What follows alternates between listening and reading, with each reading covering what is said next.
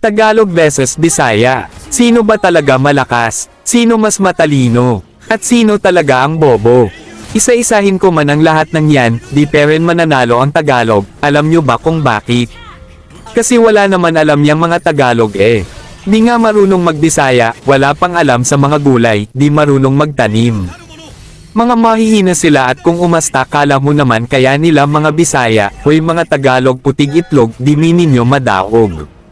Kaming mga dugong deguhoy og lapo-lapo, morag pakyaw kung nas and ablado. Mga lihok og sundalo, kami ang pinakamalakas sa lahat.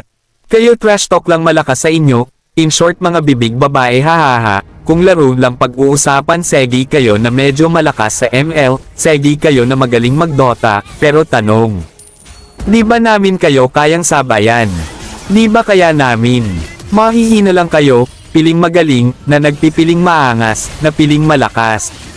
In short mga piling ero at piling ay hahaha, pero wala naman talaga sa akin kung mag-trash talk pa mga Tagalog dyan, kaya nga hindi kami masyado maingay sa ML, di rin kami malakas mag-trash talk. Sabi nga ni Kiluo Soldic kung sino pa mas maingay sila yung mga walang ibubuga, in short mga mahihina. 100% malakas kaming Bisaya, 30% naman na mahina kayong Tagalog, kaya nga malakas naging Pangulo ng Pinas dati, siya lang naman si former President Rodrigo Duterte. Tahimik na sana mga Tagalog real talk din ninyo kami kaya.